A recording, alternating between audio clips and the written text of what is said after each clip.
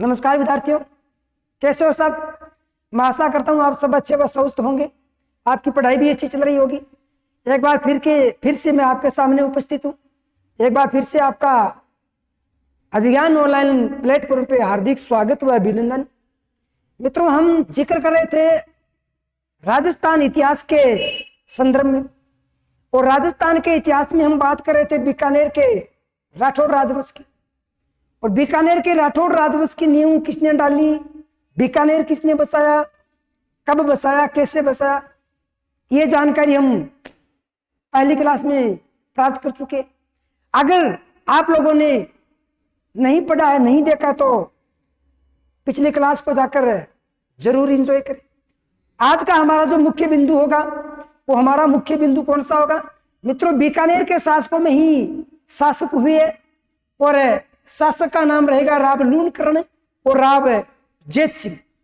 ये डायग्राम आपके सामने पड़ा है। तो राव लूणकर्ण व राव जेत सिंह के बारे में जानेंगे, तो बने रहिए हमारे साथ।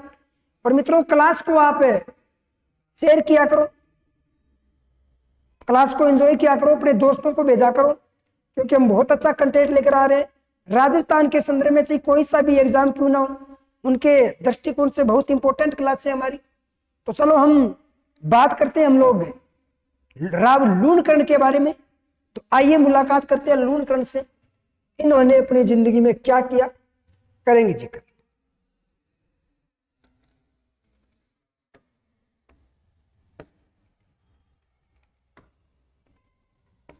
चलो,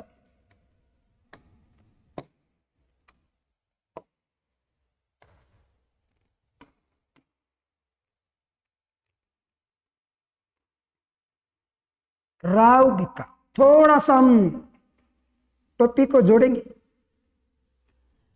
राव बीका पढ़ा, और राव बीका के बारे में हमने क्या जाना कि राव बीका 1504 में राव बीका क्या होता है? मृत्यु को प्राप्त होता है। और राव बीका के बाद में 1504 में शासक बना था नरा राठौड़। और ये जो नरा है, ये राव बीका का ही पुत्र नरा राठौड़। और मित्रों, दुर्भाग्य से 1505 ईस्वी में, कब की बात है? 1505 ईस्वी में नरा राठौड़ की क्या हो गई? मृत्यु हो गई। और नरा राठौड़ की मृत्यु होती है तो अति सगर नौता मिलता है राव लूणकर्ण को, और लूणकर्ण बन गया था बीकानेर के। आइए जानकारी प्राप्त करते हैं लूणकर्ण के बारे में। तो देखते हैं लूणकर्ण ने अपने जीवन काल में क्या किया, क्या नहीं किया, इसके बारे में भी जानेंगे। चलो, राव लूणकर्ण।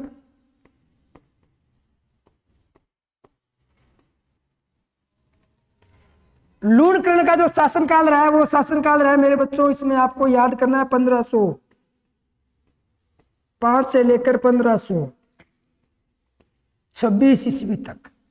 राव लूणकर्ण का जो शासनकाल रहा था वो 1505 से 1526 ईस्वी तक रहा था। इस बात को भी आप गौर करें। और आगे याद रखना, लूणकर्ण के द्वारा क्या कुछ किया गया, तो लूणकरणसर नामक कस्बा बसाया। क्या बसाया? लूणकरणसर नामक कस्बा बसाया।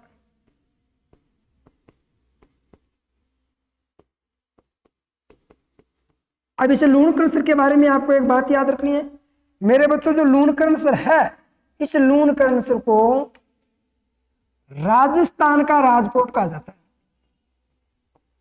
राजस्थान का राजकोट।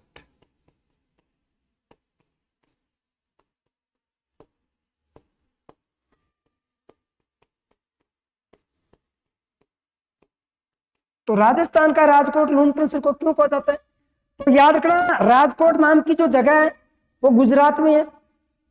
और इस राजकोट में सर्वाधिक मूंगफली होती है। और लूणकरणसर में भी एक क्या है मित्रों?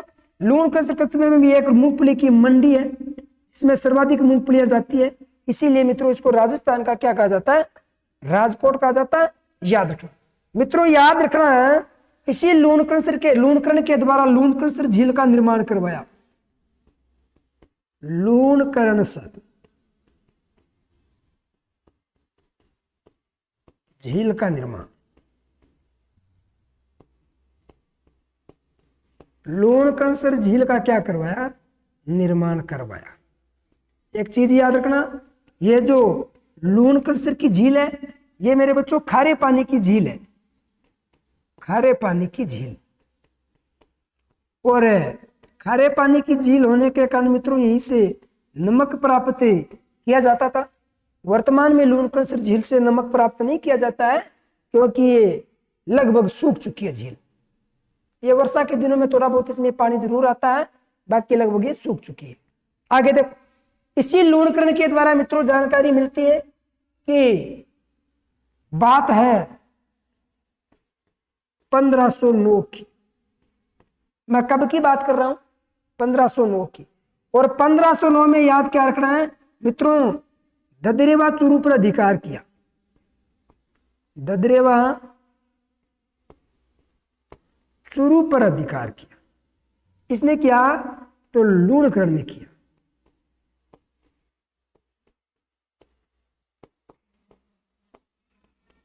ददरेवा चूरू पर अधिकार हो गया था। और मित्रों ददरेवा का शासक था यहीं पर ठाकुर मान सिंह चौहान। ठाकुर मान सिंह चौहान। और मान सिंह चौहान को परास्त करता है राव लूणकरण, इस बात को याद रखना। और ददरेवा में किस लोक देवता का मंदिर है ये आप सबको पता है? लोक देवता गोगाजी चौहान का है। कमेंट में बताना गोगाजी की ओल्डी कहाँ है? गोगाजी की ओल्डी कहाँ है? हाँ, फिर आगे आपको ध्यान देना इसी लूणकरण से संबंधित, लूणकरण के से संबंधित कि 1512 ईस्वी में ठीक 3-4 साल बाद फतेहपुर पर अधिकार किया। फतेहपुर पर अधिकार किया। फतेहपुर पर अधिकार किसने कर लिया? तो राव लूणकरण ने। और यहां का शासक था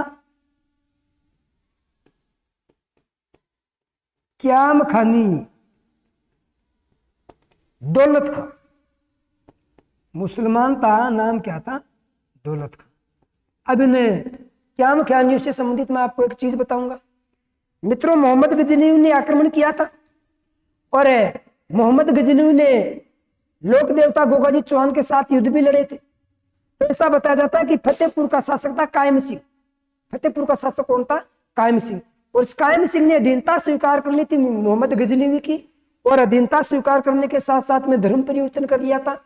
तो ये कायम ख्यानी है ना, तो कायम से कायम ख्यानी मुसलमान बन गए थे। राजा कायम सिंह से कायम ख्यानी मुसलमान बन गए थे। तो ये जो कायम ख्यानी मुसलमान है ये गोगाजी चौहान के वंशज माने जाते हैं, इस बात को भी याद रखना। गोगाजी चौहान के वंशज माने जाते, ठीक है। फिर इन्हीं लूणकरण के बारे में आगे आपको मित्रों याद रखना है। लूणकरण के बारे में आगे याद क्या करोगे? इन्हें कलयुग का कर्ण कहा जाता है। कलयुग का कर्ण, क्योंकि जमीन दान देने के कारण कलयुग का कर्ण कहा गया है। और कलयुग का कर्ण किसने कहा है? तो बिठू सुजा ने, बिठू सुजा द्वारा ग्रंथ लिखा था। कौन सा? बिठू सुजा के द्वारा जो ग्रंथ लिखा गया था राव जेठ सिरोचन।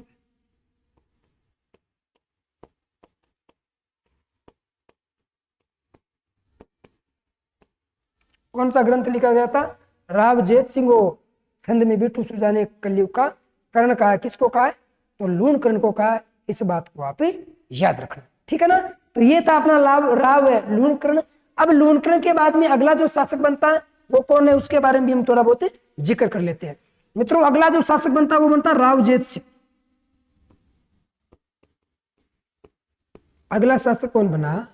राव जेठ सिंह। और जेठ सिंह शासक बनता है 1526 से, और जेठ सिंह शासक रहता है मेरे बच्चों 1542। 1542 तक शासक रहता है। इस बात को भी आप क्या करो? याद करो मित्रों। जब ये शासक बनता है तो इसमें एक बात याद रखना कि 1527 में एक युद्ध हुआ था, और युद्ध हुआ था खानवा का युद्ध। 17 मार्च 1527 में इतिहास प्रसिद्ध खानवा का युद्ध हुआ था महाराणा सांगा वर्सेस बाबर के बीच में। उस युद्ध में यह भी भाग लेने जाते हैं, मतलब अपने पुत्र को भेजते हैं। तो सबसे पहले मैं लाइन लिखूंगा कि खानवा के युद्ध में, खानवा के युद्ध में महाराणा सांगा की सहायता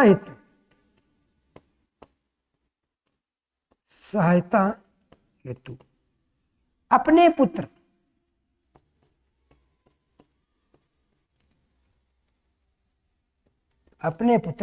कल्याणमल के नेतृत्व में,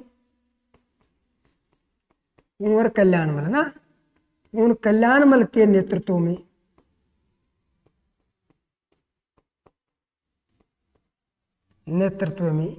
सेना भेजी।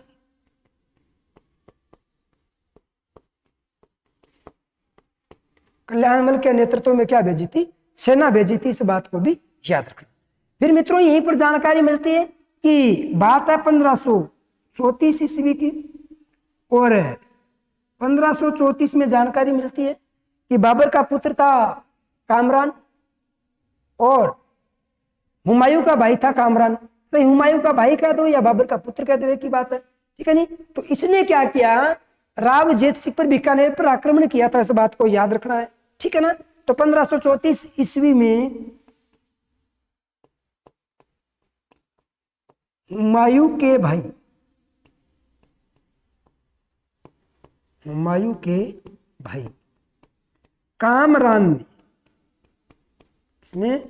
कामरान ने बीकानेर पर आक्रमण किया।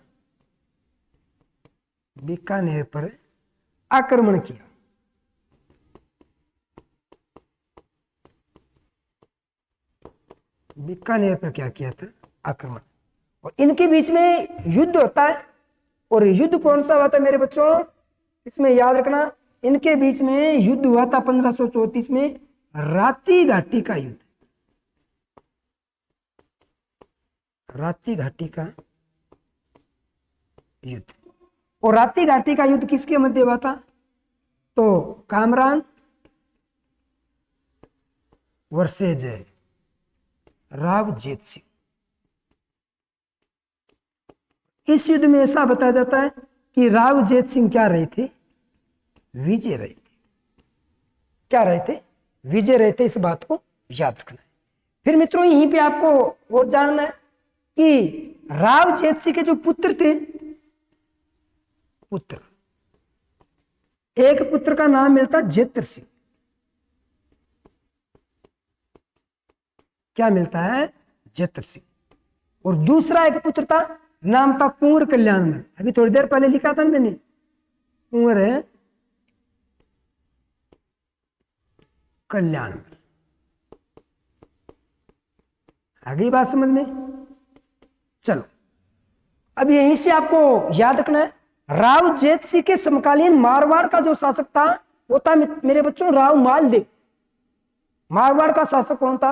राव मालदेव। और राव मालदेव, आपको पता है कि राव मालदेव को नशा हो गया था लोगों की जगह हड़पना, साम्राज्य विस्तारवादी शासक हो गया था, क्योंकि राव मालदेव ने सिरसा हरियाणा तक अपनी सीमा लगा दी थी। और राव जेत सिंह बीकानेर का शासक था। तो राव मालदेव ने क्या किया? बीकानेर की तरफ प्रस्थान किया। बीकानेर की तरफ प्रस्थान किया तो राव जेत सिंह ने कहा कि देख मालदेव, ये हमारा बीकानेर है, तो इसकी तरफ आंख उठाकर भी मत देखना, वरना बहुत महंगा पड़ेगा। मालदेव ने कहा कि चलो देखते हैं, महंगे देख लेते हैं, महंगी चीजों से हमें तो लगाव है। और मित्रों, मारवाड़ और बीकानेर के राजाओं के मध्य एक युद्ध हुआ था। और युद्ध कौन सा हुआ था? तो याद रखना मेरे बच्चों, युद्ध हुआ था पाहेबा। इसी पाहेबा को साहेबा भी कहा जाता है। पाहेबा साहेबा का युद्ध। और ये पाइबा साहिबा का जो युद्ध हुआ था ये 1542 में हुआ था, 1542 में हुआ था। और 1542 में जब पाइबा का युद्ध हुआ तो ये किसके मध्य हुआ? तो याद रखना, एक तरफ था आपका राव है जेत सिंह, और राव जेत सिंह के सामने था राव है मालदेव। राव मालदेव और राव जेत सिंह के साथ युद्ध हुआ, कोई बीच में युद्ध हुआ, और राव जेत सिंह का साथ दे रहे थे मित्रों, एक तो इसका पुत्र है, एक तो इसका पुत्र है, नाम है जेतर सिंह, एक हो जाएगा कल्याण मल। कौन सा हो जाएगा? कल्याण मल। फिर एक होगा मित्रों लूणकरण भाटी,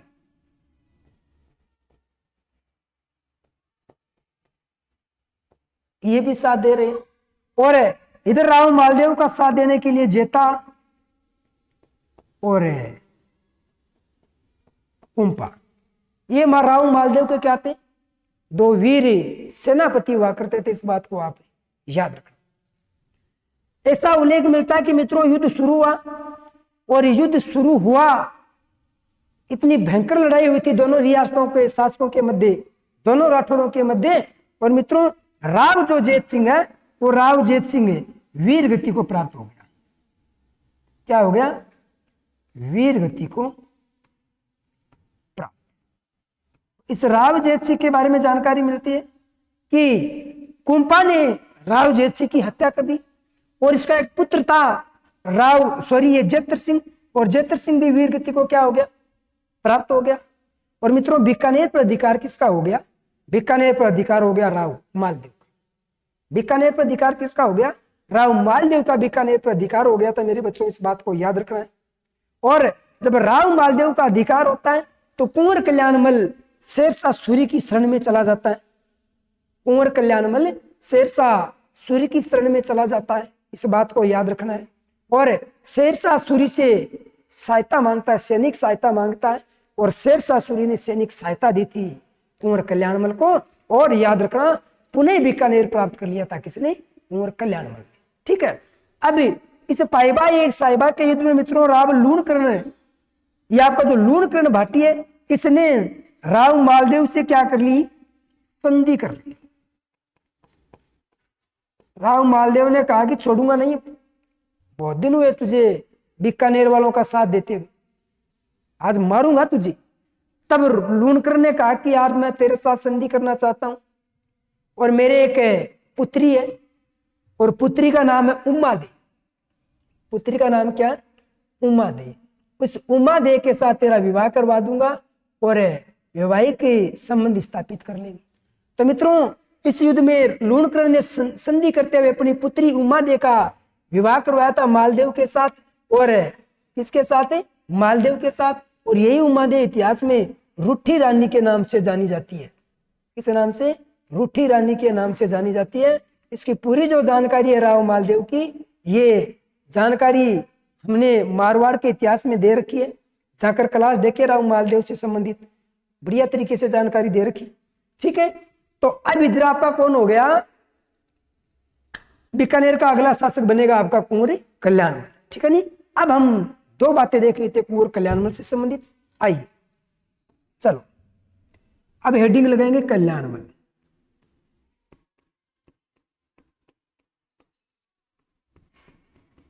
और कल्याणमल शासक बनता है मेरे बच्चों 1542 से, और शासक रहता है 1574 ईस्वी तक। 1542 में शासक बनता है और 1574 में। ठीक है नहीं। तो इसमें क्या लिखेंगे कि शेरशाह सूरी की सहायता से, शेरशाह सूरी की सहायता से पुनः बीकानेर प्राप्त किया।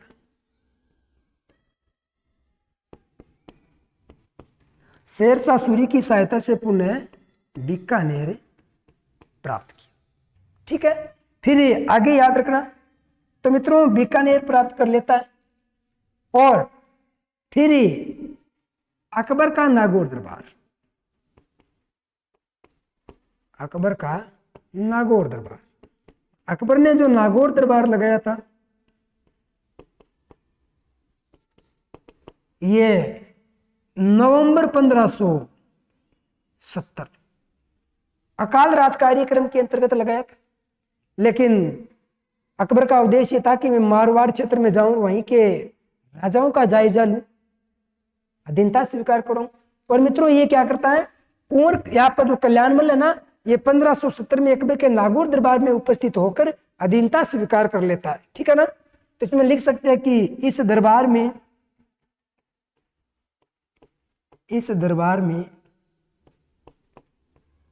कल्याणमल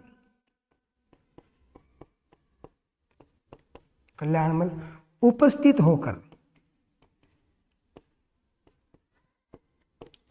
होकर अकबर की दीनता स्वीकार की, अकबर की अधीनता स्वीकार की।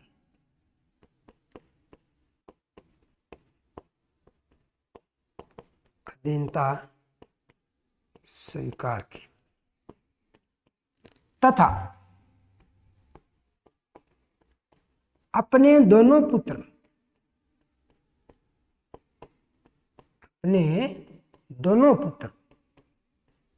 राय सिंह और पृथ्वीराज राठौड़ अकबर की सेवा में नियुक्त किया, अकबर की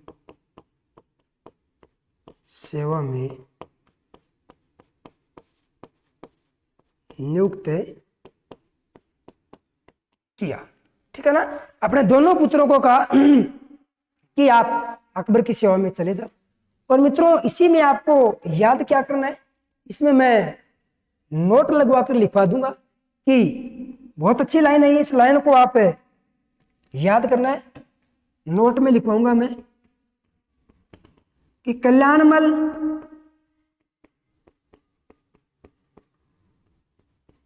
बीकानेर का पहला शासक है,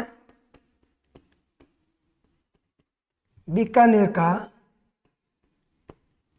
पहला शासक, जिसने मुगलों की अधीनता स्वीकार की, मुगलों की अधीनता स्वीकार की। ठीक है, फिर यहीं पर आपको क्या करना है, इसका जो पुत्र था ना राय सिंह, ये राय सिंह क्या होता है मेरे बच्चों, अकबर इस राय सिंह को आगरा ले गया, आगरा चला गया। ठीक है, और अकबर ने राय सिंह को जोधपुर का प्रशासक भी नियुक्त किया था, इस बात को भी याद रखना। अकबर ने राय सिंह को लाहौर का प्रशासक भी नियुक्त किया था। ये हम कल अगले वाली क्लास में पढ़ेंगे, जब राय सिंह पढ़ेंगे पूरी डिटेल करेंगे इसके बारे में। ठीक है, फिर इसका दूसरा जो भाई था नाम था पृथ्वीराज राठौड़। क्या नाम होगा, पृथ्वीराज राठौड़।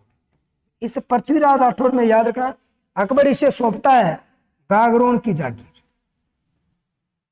क्या सौंपता है, गागरोन की जागीर। इसी पृथ्वीराज राठौड़ ने मित्रों गागरोन दुर्ग में एक रचना लिखी थी, वेली कृष्ण रुक्मणी की रचना, वेली कृष्ण रुक्मणी विख्यात की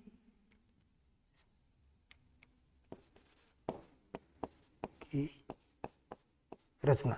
और वेली कृष्ण रुक्मणी की जो रचना है ये मेरे बच्चों एक इतिहासकार है दूरसा आडा। कौन है? दूरसा आडा। दूरसा आडा ने 5वां वेद और 19वां पुराण का है। 5वां वेद और 19वां पुराण का है। बाकी मित्रों इसमें इसकी पूरी जो डिटेल है, जब हम इतिहासकारों में प्रमुख ग्रंथ पढ़ेंगे ना तो उनके बारे में हम जरूर जिक्र करेंगे। ठीक है, तो कल्याणमल के बारे में एक बार फिर से देखना। कल्याणमल का जो शासनकाल है 1542 से 1574 शेरशाह की सहायता से पुणे बीकानेर प्राप्त किया। अकबर का नागौर दरबार 1570 में लगा था मेरे बच्चों, और अकबर के नागौर दरबार में उपस्थित होकर अधीनता स्वीकार की तथा अपने दोनों पुत्रों को राय सिंह और पृथ्वीराज राठौर को अकबर की सेवा में नियुक्त किया था। तो याद रखना, कल्याणमल बीकानेर का पहला शासक था जिसने मुगलों की अधीनता स्वीकार की थी और अपने दोनों पुत्रों को काम पे लगा दिया। चलो, राव जेठ सिंह 1526 से 1542 ईस्वी तक शासक रहे हैं। मित्रों, खानवा के युद्ध में महाराणा सांगा की सहायता है तो अपने पुत्र कल्याणमल के नेतृत्व में सेना भेजी थी। और याद रखना 34 ईस्वी में हुमायूं के भाई कामरान ने बीकानेर पर आक्रमण किया। इनके बीच में राती घाटी का युद्ध हुआ कामरान व जेठ सिंह के मध्य, जिसमें जेठ सिंह विजय रहे थे। इनके पुत्र जेतर सिंह व कुंवर कल्याणमल थे। मेरे बच्चों, पाइबा या साहिबा का युद्ध होता है 1542 में राव जेठ सिंह व राव मालदेव के मध्य। जेठ सिंह का साथ दिया था दोनों पुत्रों ने, जेतर सिंह और कल्याणमल। एक जैसलमेर का शासक लूणकर्ण भाटी ने दिया था और राव मालदेव का साथ दिया था जेता और कुंपा ने। इसमें मित्रों कुंपा ने राव जेठ सिंह की हत्या कर दी और एक पुत्र जेतर सिंह की हत्या कर दी। तो कल्याणमल भागकर शेरशाह सूरी की शरण में चला गया, मदद की गुहार लगाई और पुणे क्या मिल गया? बीकानेर मिल गया। लूणकर्ण ने इस युद्ध में मित्रों राव मालदेव के साथ संधि स्वीकार की और इस संधि में मेरे बच्चों क्या किया था? वैवाहिक संबंध स्थापित किए थे। राव लूणकर्ण की पुत्री थी उमादे, जिसको इतिहास में रूठी रानी के नाम से जाना जाता है, और यही रूठी रानी ने मालदेव के साथ विवाह किया था। और इसी रूठी रानी का जो याद रखना 1562 में मालवा की सीमा पर जब मालदेव वीरगति को प्राप्त हो गए थे तो मालदेव की पगड़ी के साथ सती हो गई थी, इस बात को याद रखना। उसके बाद में जो पहले जो शासक पड़ा है राव लूणकर्ण 1515 से 1526 ईस्वी तक इनका शासनकाल रहा था। लूणकर्ण नामक कस्बा बसाया गया। लूणकर्ण को राजस्थान का राजकोट कहा जाता है क्योंकि वहीं पर मंडी है, और ये जो मंडी किसकी है? तो मूंगफली की। ठीक है, लूणकर्ण झील का निर्माण करवाया और ये खारे पानी की क्या मेरे बच्चों? झील। 1509 में ददरेवा चूरू पर अधिकार किया, ददरेवा के ठाकुर मान सिंह चौहान को परास्त किया। 1512 ईस्वी में फतेहपुर पर अधिकार किया, फतेहपुर के कैम मुसलमान शासक दौलत खान को परास्त किया। इन्हें कलयुग का करण कहा जाता है। और एक चीज और याद रखना मेरे बच्चों, साहित्य हमने देखे नहीं है, राव जेठ सिंह के बारे में याद रखना। इनका जो दरबारी कवि था, दरबारी था बिट्ठू सुजा। क्या नाम था? बिट्ठू सुजा। इस बिट्ठू सुजा ने क्या लिखा था? राव जेठ सिरो छंद। राव जेठ सिरो छंद किसने लिखा था? तो बिट्ठू सुजा ने लिखा था। इस बात को याद रखना। तो मित्रों, ये थी आज की हमारी क्लास। कैसी लगी? अगर क्लास अच्छी लगी तो लाइक शेयर व सब्सक्राइब जरूर करें। क्लास को पूरी देखा करो, आगे शेयर किया करो और कमेंट भी कर दिया करो, लाइक भी कर दिया करो अगर अच्छी लगी तो। ठीक है, बाकी पढ़ेंगे अगले एपिसोड में। धन्यवाद। जय हिंद, जय भारत।